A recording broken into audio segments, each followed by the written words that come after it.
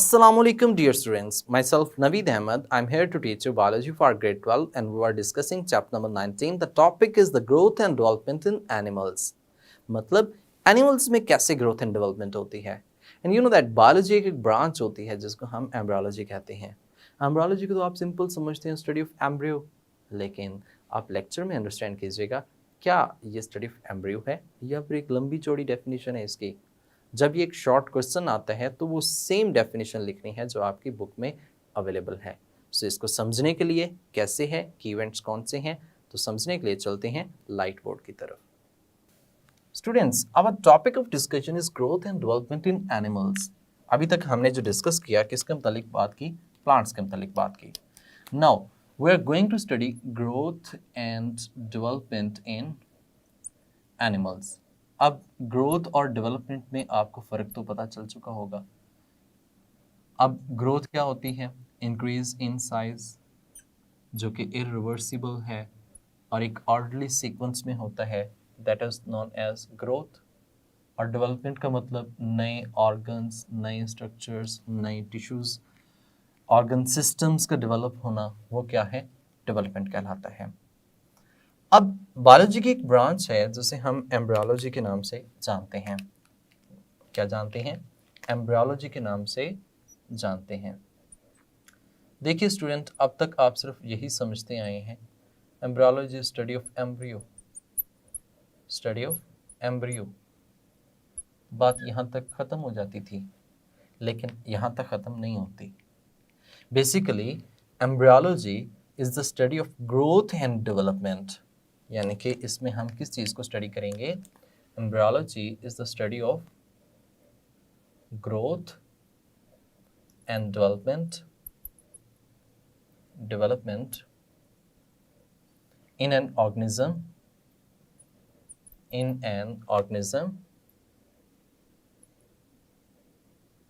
in course to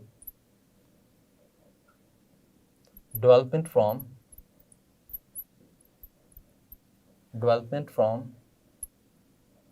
a fertilized egg to highly complex organism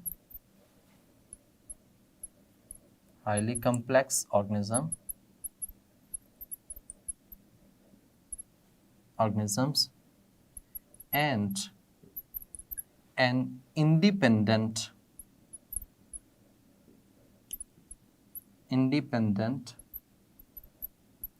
as like his parents is known as embryology. यानी कि हमने इसमें different चीज़ों को discuss करना है. Like that is the study of growth and development in an organism.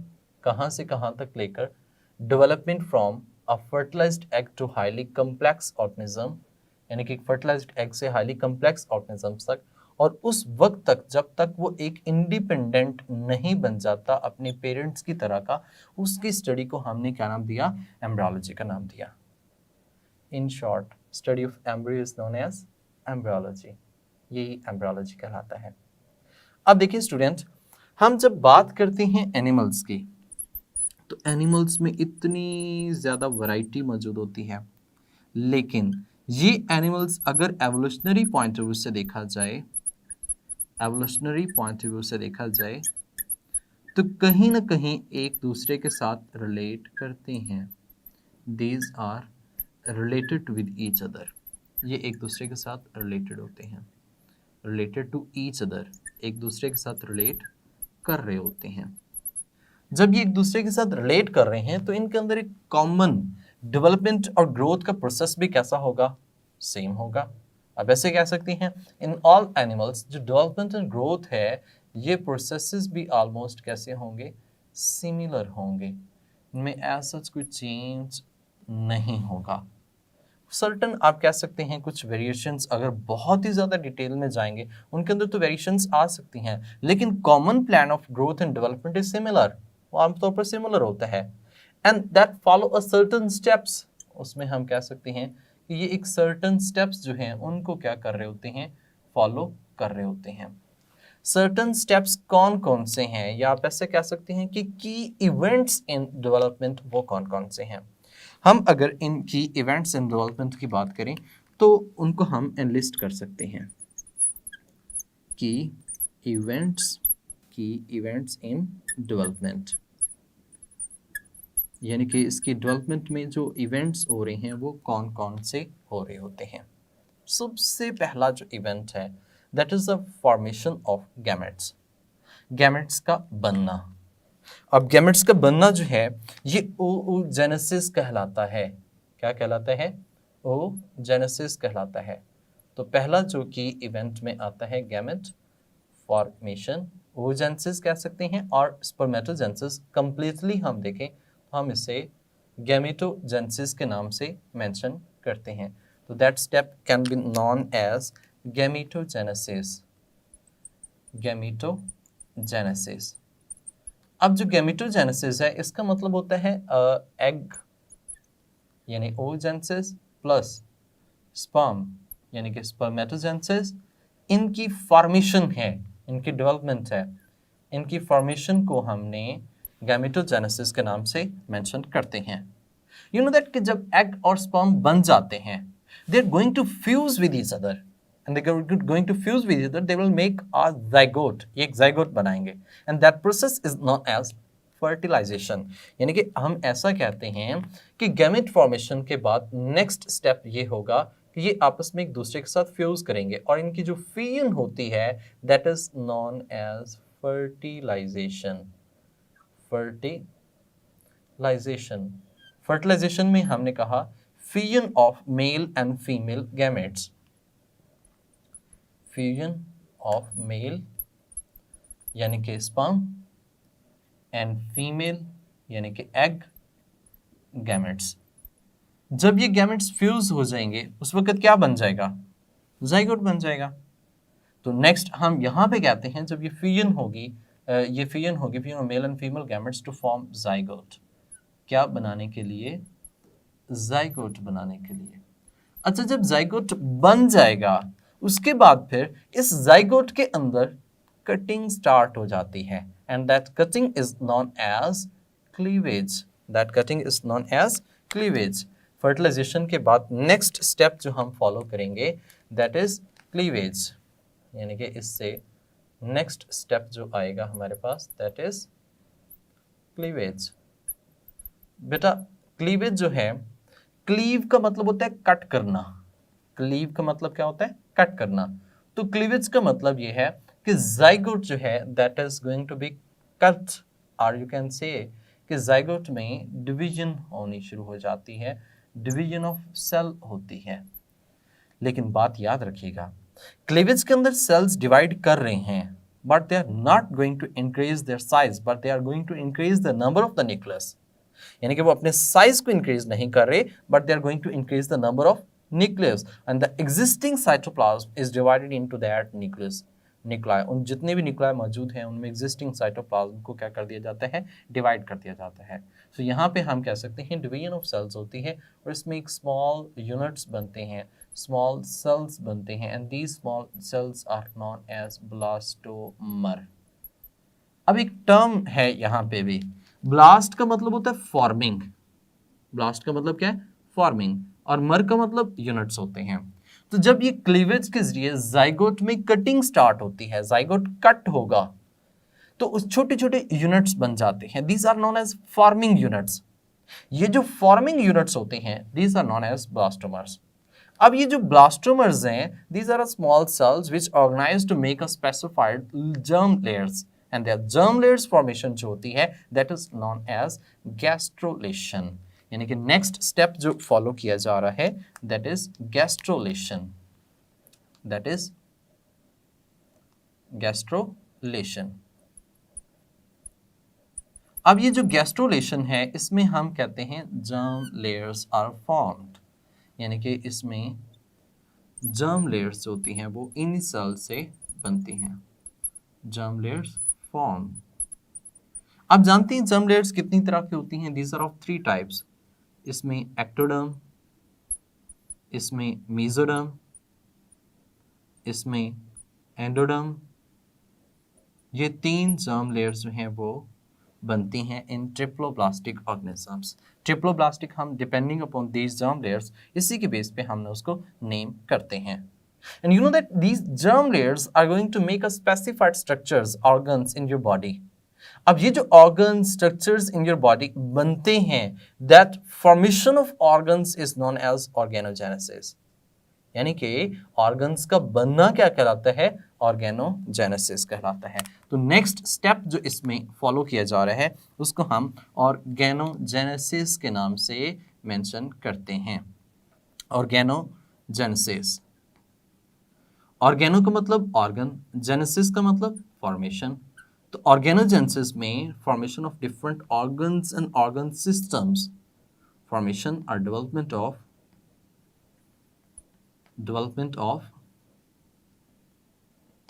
Organs,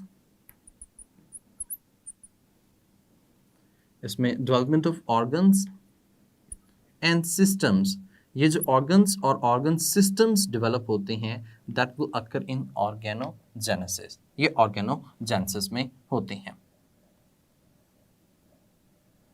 देखिए student, जब ऑर्गेनोजेनेसिस में organ systems each and everything बन जाएगा, let's suppose I am going to tell you one thing, there is a one zygote in your body, in a female body. अब वो जो zygote है वो थोड़ा सा बनता है, अभी पहले उसमें डिवीजन होगी, डिवीजन से जर्म लेयर्स बनेगी, जर्म लेयर्स बनने के बाद उसमें ऑर्गन्स एंड ऑर्गन सिस्टम्स बन गए and it is a very small, ये बहुत ही छोटा सा होता है, लाइक अ बर्बरी कह सकते हैं, जैसे कि हम एक शहतूत कह सकते हैं, इतना छोटा सा होता है। After that it is going to growth, उसका साइज इंक्रीज होना शुरू हो जाता है, और जो उसका साइज इंक्रीज होता है ना, ये उसके अंदर ग्रोथ हो रही है, क्या हो रही है, उसके अंदर ग्रोथ हो रही है। तो नेक्स्ट हम यहाँ पे जो फेज कह रहे हैं दैट इज द फाइनल, जो उसके ऑर्गन्स वगैरह बनने के बाद होता है, दैट इज ग्रोथ। और ग्रोथ में हम कहते हैं इसका साइज जो है, साइज ऑफ एम्ब्रियो या size of the foetus, size of foetus जो है वो क्या करेगा, ग्रो करता है। फीटस कह सकते हैं, ऑर्गेनिज्म कह सकते हैं, एंड द स्ट्रक्चर कह सकते हैं, या ओवरऑल एम्ब्रियो कह सकते हैं, इसका साइज में क्या होगा, इंक्रीज होगा, और इतना इंक्रीज होगा that is going to make a complete individuals, और ये कंप्लीट इंडिविजुअल जो है वो बन जाता है। अब ये की इवेंट्स हैं जो हमने डेवलपमेंट के अंदर डिस्कस किए हैं, जैसे कि सबसे पहले हमने बात की है गैमेटोजेनेसिस, गैमेट्स की फॉर्मेशन, बनने के बाद फर्टिलाइजेशन, फर्टिलाइजेशन के बाद उनमें कटिंग, क्लेवेज, क्लेवेज के बाद जर्म लेयर्स बनेगी, ये जो जर्म लेयर्स हैं डिफरेंट ऑर्गन्स, ऑर्गन सिस्टम्स बनाएंगे, ये ऑर्गन्स, ऑर्गन सिस्टम्स जो हैं वो साइज में इंक्रीज करेंगे और अल्टीमेटली एक कंप्लीट इंडिविजुअल जो है वो डेवलप हो जाता है। तो ये की इवेंट्स जो हैं ये मोस्ट इंपॉर्टेंट हैं, जो कि तमाम, ऑलमोस्ट तमाम वर्टिब्रेट्स, तमाम ऑर्गेनिजम्स के अंदर जो हैं वो कैसे होते हैं, सिमिलर हैं। तो ये प्रोसेस ऑलमोस्ट सिमिलर होता है। नेक्स्ट पॉइंट जो हमने एक एज अ मॉडल ऑर्गेनिज्म लिया है that is a development of a चिक, ये चिक की डेवलपमेंट ली है। अब चिक जो है इसको हैंडल करना आसान है, लैब में हम इस पे एक्सपेरिमेंट्स परफॉर्म कर सकते हैं, so that's why we are going to take a chick. अब वो जो चिक होता है इसकी बात की जाए तो ये एक वर्टिब्रेट है, और इसकी जितनी भी डेवलपमेंटल स्टेजेस होती हैं ये बाकी तमाम वर्टिब्रेट्स के डेवलपमेंटल स्टेजेस से क्या होती हैं, सिमिलर होती हैं। तो इसको हम फर्दर नेक्स्ट लेक्चर्स में डिस्कस करेंगे। जी स्टूडेंट्स, उम्मीद करता हूं कि आपको की इवेंट्स समझ आए होंगे, और लगता है कि आपको एम्ब्रियोलॉजी की डेफिनेशन भी समझ आ गई है। मतलब एम्ब्रियोलॉजी क्या होता है, you have studied that growth and development in animal in course to development of an animals from fertilized egg to a highly complex organism। अब हाईली कम्प्लेक्स ऑर्गेनिज्म बनने तक जितनी भी उसमें चेंजेस आती हैं, चाहे वो ग्रोथ है, डेवलपमेंट है, वो सारी एम्ब्रियोलॉजी में आती हैं। And an independent organisms like his parents, और एक आज़ाद ऑर्गेनिज्म बन जाता है जैसे you and me, we are independent. अब ये जो इंडिपेंडेंस है, हम अपना खुद सर्वाइव कर रहे होते हैं, तो ये एज लाइक पेरेंट्स हैं। तो इन तमाम की स्टडी को, यानी कि फर्टिलाइज्ड एग से लेकर अब तक तमाम क्या कहलाता है, एम्ब्रियोलॉजी कहलाता है। अब अगर ये शॉर्ट क्वेश्चन आता है कि what is embryology, then you will write the study of embryo is known as embryology, or you will write a proper definition of its embryology. Definitely you are going to write the proper definition of the embryology. And the other one is, इसमें जो की events हैं, तो ये graphical representation एक short question में भी आ सकती है। Right the key events in the development of an animal.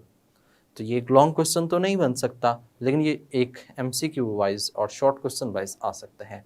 अगर एमसीक्यू डिस्कस किया जाए तो एमसीक्यू ये पूछा जाए कि इन विच स्टेज और which event the blastomeres will form, blastomeres जो है वो किस में डेवलप होंगे। Definitely that is the result of fertilization, that is the result of cleavage, that is the result of gastrulation, that will be the result of gametogenesis. Then what will be the answer? Definitely blastomers जो बनेंगे वो cleavage की वजह से बनेंगे। तो answer क्या होगा? That will be the result of cleavage. Same as it is. Question हो सकता है कि what are the correct sequence of the key events in the development of an animal? Animal के अंदर जो करेक्ट सीक्वेंस है वो कैसे पॉसिबल हो सकती है। तो करेक्ट सीक्वेंस आप जानते हैं कि सबसे पहले जो है वो गैमेट्स बनेंगे, गैमेट्स बनने के बाद फर्टिलाइजेशन, फर्टिलाइजेशन के बाद क्लीवेज, क्लीवेज के बाद गैस्ट्रुलेशन, गैस्ट्रुलेशन के बाद आप जानते हैं कि उसमें ऑर्गेनोजेनेसिस और फिर जो है वो ग्रोथ पॉसिबल होती है। तो सेम ये सीक्वेंस प्रॉपर है। बाकी इसके आगे पीछे इवेंट्स जैसे मर्जी कर लें, वो इसके बाकी ऑप्शन जो हैं वो कंसिडर किए जा सकते हैं। ये भी एक एमसीक्यू हो सकता है कि in which stage the germ layers are formed, germ layers किस स्टेज में बनती हैं, that is the result of, या ये किस स्टेज में बन रही हैं, in gastrulation, gametogenesis, cleavage, that is fertilization, then you know that is the gastrulation and which the germ layers are formed, जिसमें different germ layers जो होती हैं वो क्या हो रही हैं, बन रही होती हैं। और what is the last key events in the growth and development of an animal? Last event कौन सा है? चार ऑप्शन हो, you know that last event पे यही है कि उसकी ग्रोथ होनी होती है। And the first event that is the formation of the gametes, gametes की फॉर्मेशन है।